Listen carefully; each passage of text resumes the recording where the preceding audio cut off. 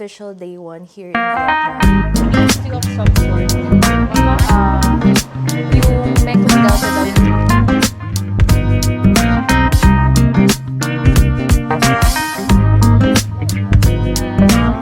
one, three, go. Hi guys!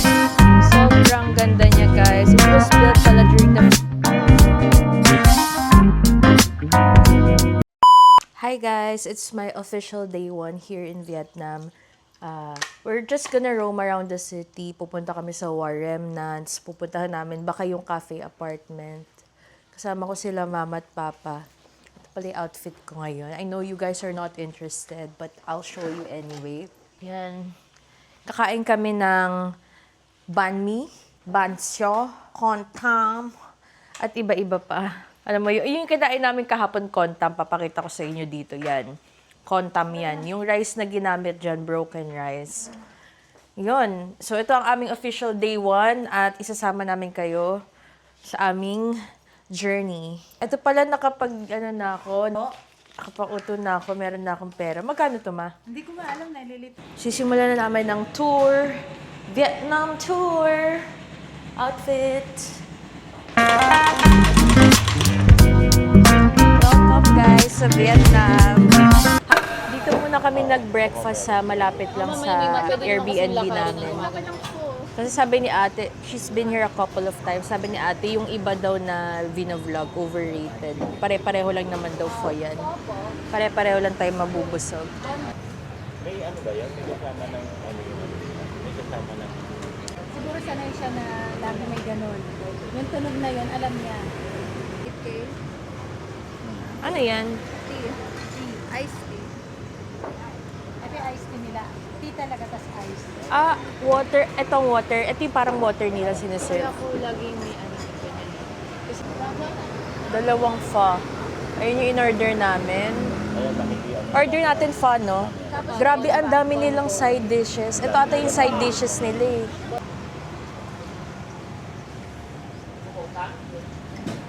paglagay kayo ng gulay, damihan niyo yung gulay. Tignan nyo, guys. May mga taba silang sinasama. Tignan nyo. Ang sarap. Yung lasa niya very, herby. Ang daming herbs na nilagay. Describe mo. Thick yung... Thick noodles. Thick noodles siya, no? Hindi pa din ata yun. Magkano to? 40k. Umami, maalat na herby ang lasa nito. Na ganito. Grabe guys, sa isang bowl pa lang busog ka na. I think one bowl is good for two, but if you have like a Sabi mo dapat bigger nalalagyan pa appetite, dapat mag-isang bowl ka kung malakas ka kumain. The pho comes with these side dishes. So you have lime, nilalagay talaga yan dito. Lime, hindi ko alam kung ano yung iba eh. Meron tayong, ano to te? Toge. Toge ba to guys? Ayan. Nilalagay siya dito dapat. Ayan, nilagay na. So, yung equivalent amount pala nito in peso is 80 pesos. 80 to 90 pesos. Ganito na siya kalaki, guys. 30 dong to, guys. 60 something. 60 lang. So, for approximately 60 pesos, 60 to 70 pesos, you get this pack of mangoes. Mura siya, guys. Sa peso. And then, nagbibigay rin sila ng salt. Apple mango. Apple mango pala siya. Apple babe. mango, no? Mangga lang siya, hindi, pero ganyan yung mangga nila. Ito! Try this one. Medyo, Kakaiba yung ano nila, salt nila.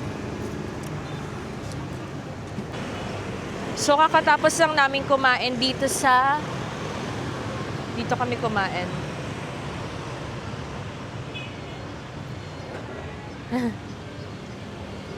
Yan, dito kami kumain. Kakatapos lang namin. Tapos, grabe, yung tatlong pho na kinain namin was just worth magkano? 240 pesos? Lahat-lahat na yun, guys. 240 pesos yung tatlong pho na yun. Grabe, it's not expensive here, no? wala masyadong expensive. Yung mga siguro yung nagte-trend yung medyo mahal.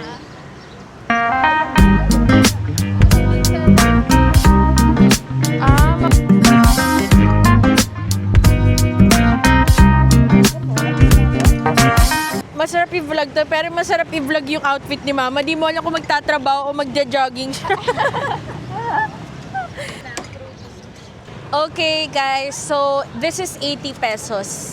This is like a dalandan drink, dalandan juice. So, very fresh siya. Nakita nyo naman kanina, ginuce siya in front of us. So, in-extract yung juice nung dalandan in front of us. Tapos ang dami. 5 ata. Oo, tag-5. Parang tag-5 dalandan yung ginamit just to create this 1 cup of juice. Tikman ko na ha. Wow! Hindi, kasi Charis! Masarap. Ano, lasang zesto. Hindi, pero yung idea na fresh siya, na ginuce sa harapan mo, masarap siya, guys. And then you get to taste the pulp of the juice, of the dalandan rather. Ang sarap. Sumali pa to eh. Hindi na mag-review sa akin. Masarap, no? Sarap. Ikaw nga mag-describe. Dalandan. Nalagyan lang nila ng sweetener. Pero ano, Or matamis na siya in itself. yeah, matamis na siya in itself. Tapos yung pulp nasama, no? Yes. So, may texture siya. Napakasarap niya. Hi guys, so we're here at Ho Chi Minh Museum. Siyempre, before anything else, we'd like to get to know the city where we're currently at. So, andito kami sa museum para malaman ng kanilang history na rin nila. Later on, guys, pupunta rin tayo ng war remnants. Dito sa museum, 10,000 daw per 1 ticket. Okay. So, nagbigay kami ng dyan, 50K.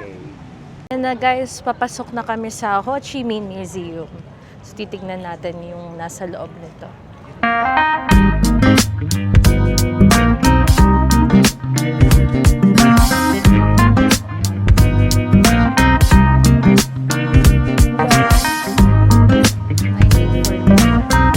So, ito si Ho Chi Minh ang nagpanalo against the American.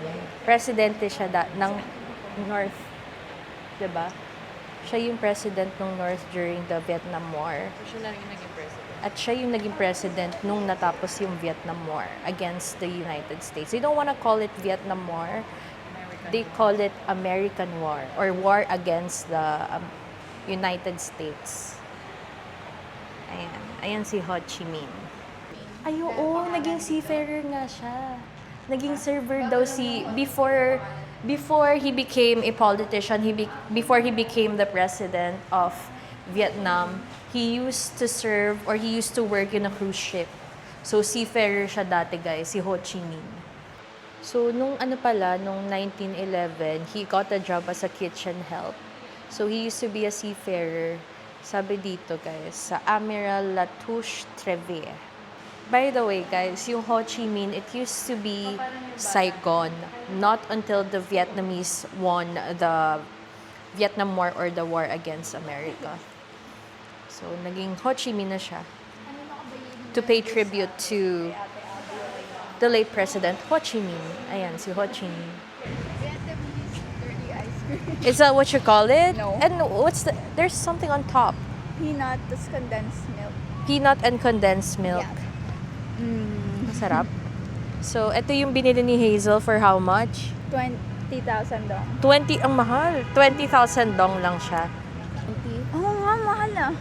I got swindled. How much for this one? 5 piso lang to sa I'm not Pilipinas. You have to consider also that it's near the museum and it has condensed and peanuts on top. Let's taste. Magkano? 44? Masarap. Masarap. Parang yung buko niya, buko yan, Ben, no? Totoong buko yung nilagay. Okay, so now that we're done with Ho Chi Minh Museum, ngayon naman pupunta tayo ng Tan Dinh Church. Yung Tan Dinh Church, yun yung sikat na pink church here in Ho Chi Minh, here in Vietnam. And sa tabi nun, may napanood ako sa vlog, merong Kong Cafe. Maganda yung viewpoint from that coffee shop. And baka mag-coffee na rin kami, di ba, Hiz?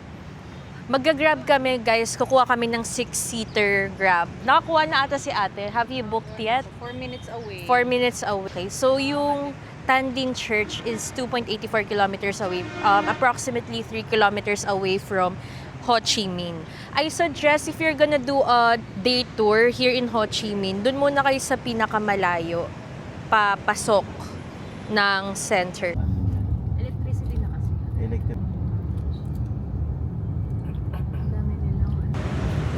Ang Ang ganda. Pero hindi siya yung yung Tandin Church, hindi siya yung usual Catholic church na you get to see in the Philippines. Parang medyo may French, siya, vibe. Ayun guys, tama nga ako. Kanina 'di ba I was telling you na parang medyo it's giving me French vibe. Totoo nga guys. It was created during the French colonial period. So natapos daw siya in the year 1876 when Vietnam used to be a part of Indochina. French Indochina. So ayan siya. Ginawa siya noong 1876. So, because of its color, it has earned its name, the Pink Church. So, eto. Pink Church. Ayan ang Pink Church dito. Okay, guys. So, just in front of Tan Binh Church is the Kong Cafe. Sikat na coffee shop din siya dito sa Vietnam. So, dito nag-originate yung Kong Cafe. We actually have that already in the Philippines. Pero parang isang branch lang ata yung meron sa Pilipinas. So, itatry natin dyan yung salted cream coffee at saka yung egg coffee. Tara!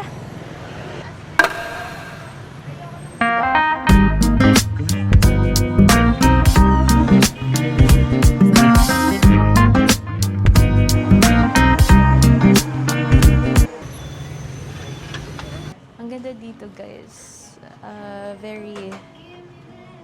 Parang they did it in purpose, yung mga lumang kagamitan sa loob. Tingnan nyo guys. So ito yung theme niya. Very rustic, very woody. I think it was the place was very intentional. The cream, ikaw, croissant. This one. Okay, get one. Yeah, and then this one, the condensed croissant with condensed milk. Can you ask if they have cacao? Do you have cacao? Yes, we have. Akyat kami guys. Sabi ni Papa maganda daw eh. So we're going up. See? Ang ganda dito guys. Ang makaluma niya talaga tignan. Okay, so andito kami sa Kong Cafe. So this is what we've ordered. I cannot pronounce it in Vietnamese, in their Vietnamese names or terms. Pero ito ay croissant with condensed milk. Ilalagay ko na lang yung price dyan kasi nakalimutan ko. So ito, this one is salted cream latte. There's salted cream latte and then both cocoa. So the other one is coconut and the other one is regular milk. I don't know which is which, pero titikman natin. So This maybe one's regular milk. Oh, really? Sige, tikman mo ni iyo. Ang sarap. Tatabi ko lang. Cinnamon nga eh, parang may cinnamon. Ito ata yung coconut. And then this one is salted. Baka malaglag. No. Ang sarap ng salted cream nila. Sakto lang yung saltiness and yung sweetness niya. Malalasahan mo pa rin talaga yung coffee. Kasi there are other salted cream latte na puro cream na lang yung malalasahan mo. It's probably because of the beans that they use. By the way guys, ang Vietnamese coffee pala, they use Robusta beans, not Arabica. Kaya medyo may pagkapait-pait siya. Masarap. This is cacao coffee. Coconut, cacao. Cacao with coconut. Mm-mm. Marami silang plantation ng cacao and coffee. Kaya well-developed yung industry. Actually, I like that one better. I like that one better. Really? Pait. Hindi, wala siyang pait. Very rich. And hindi siya ganun ka-milky. Overpowering pa din yung cacao. Coconut. Yung coco. Cacao lang to. Okay. What about you, Liz? Wala. Nanapak. Ito, tatigaw mo na nanapak. Natapang. Mahilig talaga ako sa mga matatapang na kape. How would you describe it? OA? OA yun. Ikakat ko yun sa vlog ko. Dapat sa vlog ko walang makikitang papa. Pinagkalat ko kasi sa vlog ko nahiwalay si mama at papa. Sa croissant naman nila guys, lasang-lasa mo yung butter. And then yung texture niya, ang daling kainin. May other croissants kasi na matigas na eh. And then ang perfect nung pagkaalat nung croissant, yung alat ng butter with the condensed milk. Yummy. I love it. Tapos montage ko na to. Come!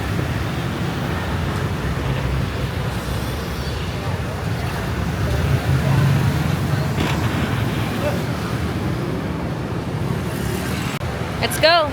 guys. Kakatapos lang namin magkape dito sa Kong Cafe. Baka pumunta kami ng Book Street. I actually don't know what we're going to do later. But one thing's for sure, we're going to War Remnants. Pupunta kami ng War Remnants. Tara ma, mag-war. Ay, pantulog mo! Do you wanna check? Kaya nung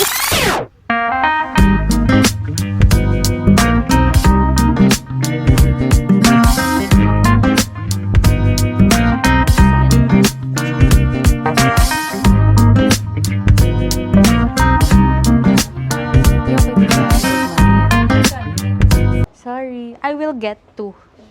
Wait. So, yun, nakabili ako. Ito, 50% off siya. Ito, 50% off, guys. Tapos yung isa, nabili ko doon, 20% off. Hindi, dalawa lang. Hindi gusto ko kasi mga silk, I wanna try.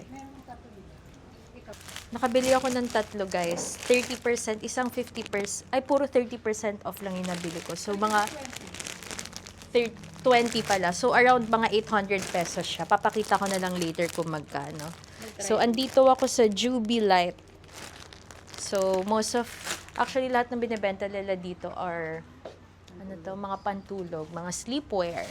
They have satin, silk, they have cotton, linen.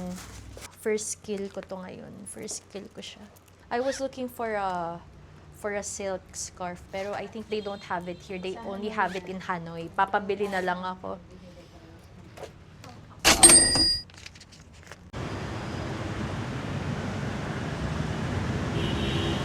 Hindi na ako magsha-Shopee, guys, ng mga pantulog. Nakabili na ako dito sa Vietnam. Yan, dyan ako nakabili. Ito, guys. Hi, guys.